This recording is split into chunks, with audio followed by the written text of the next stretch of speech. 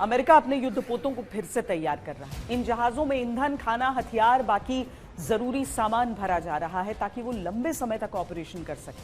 अमेरिकी central command ने social media पर कुछ तस्वीरें शेयर की हैं। इनमें दिखाया गया कि guided missile destroyer USS Delbert D black पर ईंधन, खाना, हथियार और जरूरी सप्लाई को लोड किया जा रहा है। किस दिशा में जा रहा है ये युद्ध?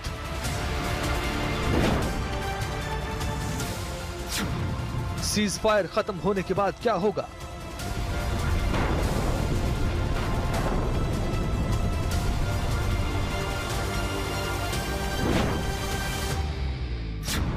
क्या अमेरिका ईरान से नाकेबंदी हटाएगा?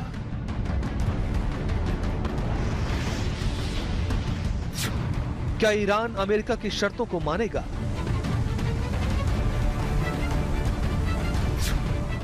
पहले अमेरिकी नाकेबंदी हटेगी या फिर ईरान न्यूक्लियर डील पर बात करेगा? ये तमाम सवाल इस युद्ध के भविष्य को तय करेंगे। 2 महीनों से ज्यादा चलने वाले इस युद्ध और सीज फायर की कहानी में फिलहाल अमेरिकी नाकेबंदी का दांव है तो ईरानी जिद का पेच भी। और इसी दांव पेच के बीच दुनिया की अर्थव्यवस्था का तेल निकल रहा है। नौसैनिक नाकेबंदी के बीच ट्रंप ने स्ट्रेट ऑफ हॉर्मुज का नाम बदलकर स्ट्रेट ऑफ ट्रंप कर दिया। अमेरिका ने स्ट्रेट ऑफ हॉर्मुज पर अपनी नौसेना खड़ी कर दी है। इससे हुआ यह है कि ईरान तेल तो निकाल रहा है लेकिन उसके जहाज तेल निर्यात नहीं कर पा रहे, यानी अमेरिका ईरान के जहाजों को स्ट्रेट ऑफ हॉर्मुज से निकलने नहीं दे रहा है। This strait is not, despite Iran's foreign minister's claims, this strait is not Iran's to wield like its own moat and drawbridge. It is not Iran's hostage. It is not Iran's bargaining chip. It is not Iran's toll road. And that's what over 100 countries right outside these doors just testified in one of the most supported press conferences in recent years. 100 countries just said what I said. This is not for Iran to play with like some type of bargaining chip because of its illegal nuclear aspiration. यानी तेल निकल तो रहा है लेकिन बाहर नहीं जा पा रहा। ईरान के टैंकर खड़े हैं लेकिन रास्ते बंद हैं और स्टोरेज भरता जा रहा है। जानकारों की माने तो ऐसे में ईरान को अपने ही तेल के कुएं बंद करने पड़ सकते हैं और एक बार ये कुएं बंद हुए तो शायद दोबारा चालू ही ना हो पाए। अमेरिका नाकाबंदी से ईरान को जो नुकसान हो रहा है उसे आप कैलकुलेट कर सकते हैं मोटा मोटा। सबसे बड़ा नुकसान हो रहा है कि उसका क्रूड ऑयल वो एक्सपोर्ट नहीं कर पा रहा। इस जंग से पहले ईरान करीब 2 million barrel a day export कर रहा था। अब अगर आज की तारीख में तेल की कीमत मान लें $100 बैरल तो 2 मिलियन बैरल यानी कि $200 मिलियन का रोजाना का उसे लॉस हो रहा है केवल क्रूड ऑयल का। नाकाबंदी हो रखी है तो ईरान के अंदर जो इंपोर्ट्स आने होते हैं वो नहीं आ पा रही हैं शिप्स। ईरान इंपोर्ट करता है चावल, भारत से काफी चावल जाता है ईरान, आई थिंक महीने का करीब 1 लाख टन के करीब और समथिंग लाइक दैट, राइट। चावल है, दालें हैं, एडिबल ऑयल है, खाने वाला जो तेल होता है, इन चीजों को और भी और चीजें हैं रोजमर्रा की जिंदगी को जो ईरान इंपोर्ट करता है। वीट भी है कुछ। तो अब अगर ये ईरान इंपोर्ट नहीं कर पाएगा तो ऑब्वियसली उसको अपने देश में इन चीजों की शॉर्टेज होगी जो होनी शुरू हो गई है। यानी आज की मजबूरी कल की तबाही बन सकती है। विशेषज्ञों के मुताबिक ईरान ने नुकसान से बचने के लिए अभी से प्रोडक्शन कम करना शुरू कर दिया है क्योंकि पूरी तरह शटडाउन सिस्टम के लिए नो रिटर्न जैसा साबित हो सकता है। जंग से पहले ईरान रोज 30 लाख बैरल से ज्यादा तेल निकाल रहा था। उसका आधा देश के अंदर खपत होता था, बाकी दुनिया में जाता था। लेकिन 13 अप्रैल से शुरू हुई अमेरिकी नाकेबंदी के बाद टैंकर तेल से भरे खड़े हैं लेकिन निकलने का रास्ता नहीं।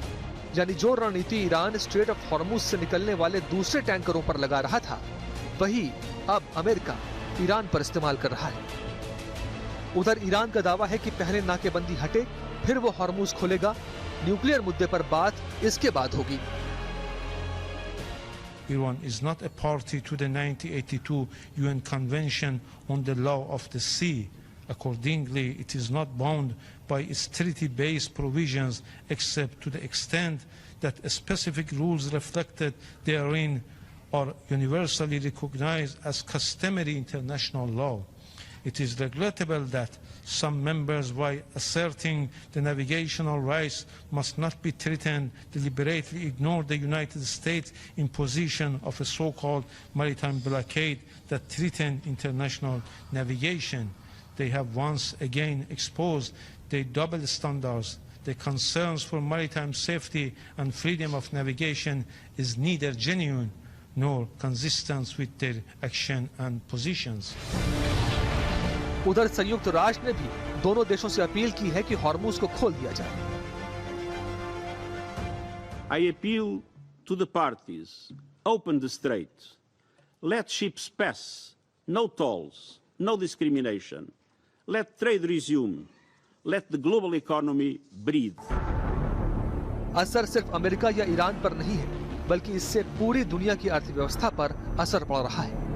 स्ट्रेट ऑफ हॉर्मुज, जिससे दुनिया के लगभग 1/4 तेल की सप्लाई होती है, लगातार विवादों में।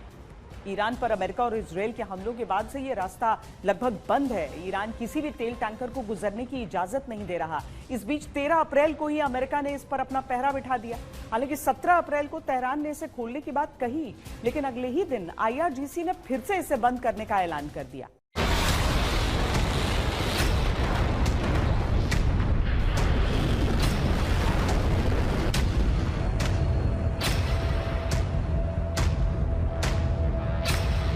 संघर्ष शुरू होने के बाद से फारस की खाड़ी में सैकड़ों तेल टैंकर फंसे हुए हैं। रास्ता खुलने की खबर के बाद कई जहाज बाहर निकलने के लिए हॉर्मुज की ओर बढ़े, लेकिन ज्यादातर वापस लौट गए।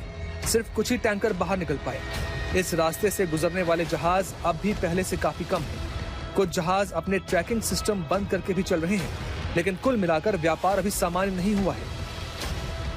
स्टारबोर्ड मैरीटाइम इंटेलिजेंस के मुताबिक 4 मार्च के बाद जो जहाज इस रास्ते से निकले हैं, उनमें से आधे से ज्यादा सिर्फ 4 देशों की कंपनियों के हैं।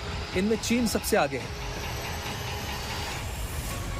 4 मार्च से 20 अप्रैल के बीच कुल 187 टैंकर जिनको हॉर्मुज से ईरान ने निकलने दिया है, उनमें चीनी कंपनियों के 20.3% जहाज हैं, ग्रीस के 16%, UAE के 12.3%, ईरान के 12.3% और बाकी देशों के 39% तेल के जहाज या टैंकर शामिल हैं।